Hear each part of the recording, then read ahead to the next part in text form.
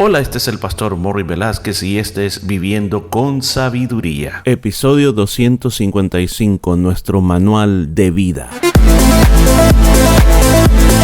Y en el programa de este día estaremos aprendiendo cómo aplicar la sabiduría de Dios a nuestra vida a través del libro de Proverbios. Muchos consejos muy hermosos basados en la palabra de Dios. Todo esto y mucho más en Viviendo con Sabiduría. Y que Dios te bendiga, que la paz de Dios esté contigo. ¿Cómo te encuentras? Estamos aquí para poder aprender estos consejos preciosos de la palabra de Dios con respecto a la vida de sabiduría. ¿Por qué estar cometiendo errores cuando tenemos nuestro guía aquí en la palabra de Dios? Veamos cuál es el consejo que hay para este día. Proverbios 29:18. Si usted tiene su Biblia, acompáñeme a leerlo. Si no, pues se lo puede leer posteriormente. Dice así: sin profecía el pueblo se desenfrena, mas el que guarda la ley es bienaventurado. Comencemos. ¿Cuál es el corazón de todo esto?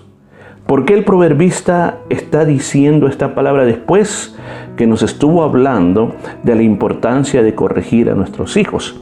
Ahora nos viene a hablar de profecía. Bueno, lo que está hablando es de que es tan importante lo que nosotros vamos a decirle a nuestros hijos o cómo nosotros los vamos a guiar, porque si no sabemos guiarlos correctamente se van a desenfrenar.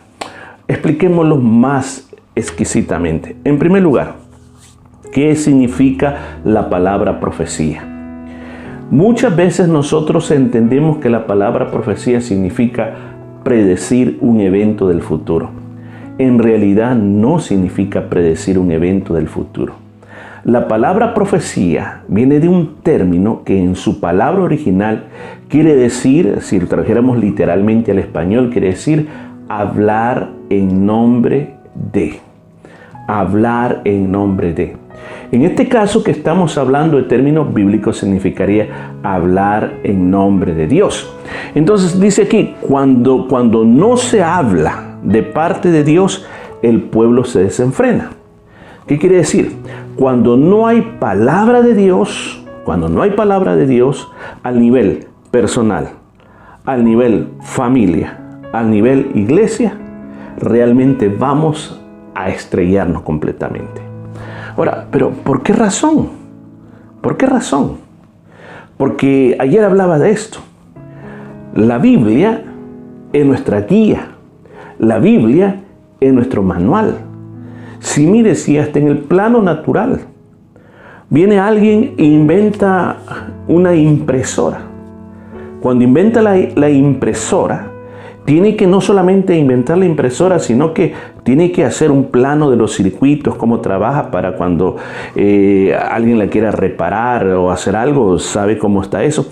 Y también cuando eso quizás no lo dan no lo venden a nosotros, pero cuando la compramos y abrimos la caja vemos que viene un libro. Y en ese libro dice que es el manual donde se nos explica cómo usar correctamente la impresora y cómo no usarla. O sea, nos advierte que si la usamos incorrectamente se nos va a arruinar. Entonces, y así sucede, desde las cosas más gigantescas como un avión, como un gran buque, como un gran tren, hasta como una cosa pero tan chiquitita como una cámara diminuta. Todo eso tiene un manual de operación. ¿Para qué? Para que se sepa usarlo correctamente. Pues la vida del ser humano, cada ser humano tiene un manual de operación. El manual de operación es la palabra de Dios. Es lo que Dios ha dicho. Ese es el manual del ser humano. Ahora, ¿por qué aquí en este caso específico? Porque hay personas que lo interpretan que tiene que ver con el don de la profecía. El don de la profecía que nosotros creemos en las iglesias, en el Nuevo Testamento, es cuando alguien viene a hablar de parte de Dios y le agrega otro don que hay en la Biblia que se llama el don de ciencia, que es conocer los secretos que solo Dios lo sabe y Dios lo revela para una persona y le dice, mira, el Señor dice esto y esto y esto, o el Señor dice que va a pasar esto y esto y esto, como en el libro de Apocalipsis, que es una profecía con don de ciencia porque Dios ha revelado lo que va a pasar en el futuro. Pero no en todos los casos opera así. En este caso específico no podemos sacar este texto fuera del contexto original, porque está hablando de consejos de corrección, porque usted mira, el versículo que viene también habla de corrección. Ahora, en otras palabras, ¿qué vamos a usar para corregir? La palabra de Dios, lo que dicen las Escrituras. O sea, yo creo personalmente cuando el Señor nos revela misterios a través de una palabra profética, yo creo eso. Pero también yo creo que cada vez que una persona te habla palabra de Dios, te está profetizando. Eso es en el sentido literal de la palabra.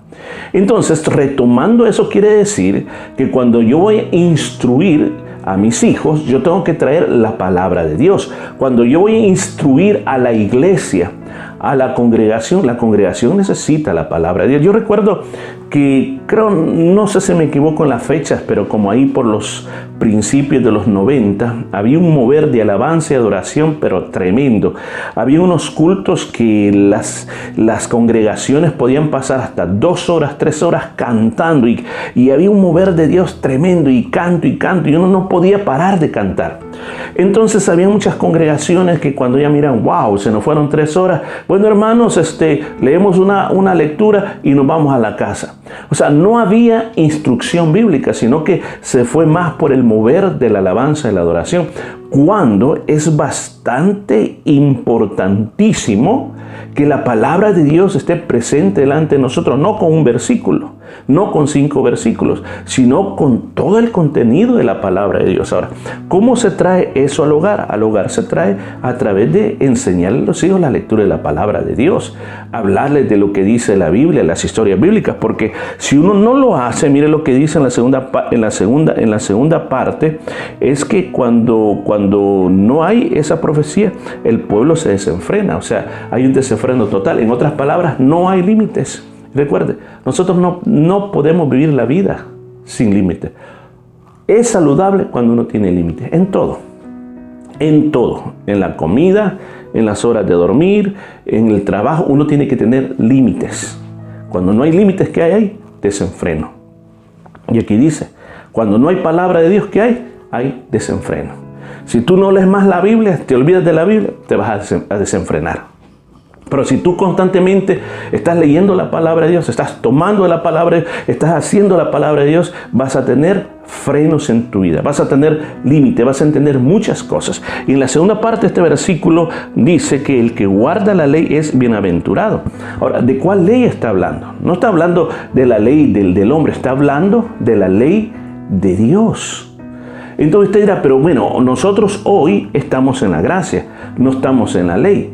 Es cierto, vivimos en la dispensación de la gracia porque los antiguos para ser salvos necesitaban la ley, necesitaban todos los rituales que habían en la ley para encontrar el acercamiento a Dios. Nosotros estamos en la gracia porque nosotros no necesitamos los rituales para acercarnos a Dios, pero sí necesitamos todavía las normas de conducta de los 10 mandamientos. Porque si usted está de acuerdo o no está de acuerdo con eso, el Señor Jesús dijo, eso lo puedo resumir en 2. 1, amarás a Dios con toda tu fuerza, con toda tu alma, con todo tu ser. En otras palabras, Dios tiene que ser lo primero en tu vida. Y el segundo dijo, amarás a tu prójimo como a ti mismo. Ahí se resumen los 10 mandamientos. Ahí está contenido la esencia de todos los 10 mandamientos. O sea, ¿esos 10 mandamientos son importantes todavía? Sí, son importantes. Porque del 1 al 4 se habla cómo respetar a Dios y cómo poner a Dios sobre todas las cosas. Y el número 5 habla sobre el respetar, honrar a nuestros padres, que es bien importante y se ha puesto dentro de ese lado de la tabla. ¿Por qué razón? Porque no podemos ser irrespetuosos con nuestros padres y pensar que solo Dios se merece el respeto. Si no eres capaz de respetar a tus padres y honrarlo, ¿cómo es que estás diciendo que tú honras a Dios? Los siguientes 5 mandamientos tienen que ver con no hacerle daño al prójimo, no codiciar las cosas del prójimo, no levantarle falso testimonio, no robarles y así por así.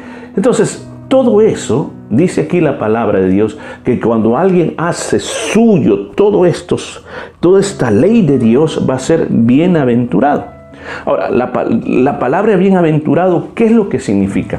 Se recuerda que en San Mateo 5 el Señor habló de las bienaventuranzas. El Señor comenzó a decir, bienaventurados los pobres en espíritu. Ahora, ¿de dónde se origina esa palabra? Mire, los conceptos de números en el pueblo judío es bien importante. Por ejemplo, ser feliz, así como una sola cosa, valor numérico 1, es una felicidad normal.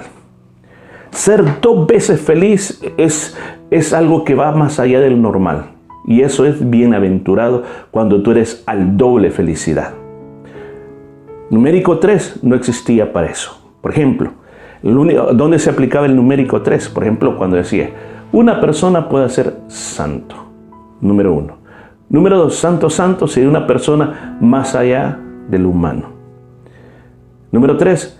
Numérico 3, santo, solo hay uno, es Dios. Por eso es que la Biblia dice que Dios es 3 veces santo. Entonces, volvamos al término bienaventurado. Es alguien que va más allá de la felicidad normal. ¿Y quién es esa persona? Que guarda la ley de Dios. Termino con esto. ¿Sabe por qué me he esforzado en ir a través de todo este proceso? Más de 250 episodios sobre el libro de Proverbios. Yo le invito a que pueda regresar al número 1 si no lo has escuchado todos. Porque a mí me ha pasado que hemos tomado muchas decisiones equivocadas en nuestra vida. Porque nos ha faltado la sabiduría que viene de Dios. Esa capacidad de discernir cuando nos estamos equivocando. Lo que yo más deseo es que en alguna parte del mundo haya alguien que diga, voy a hacer lo que Dios dice en su palabra. Me voy a guiar por esto para tener una mejor vida. Ojalá que eso pase en usted. Bueno, dejamos hasta aquí y mañana continuamos con más de esta vida de sabiduría. Y esto fue todo por este día. Nos escuchamos el día de mañana.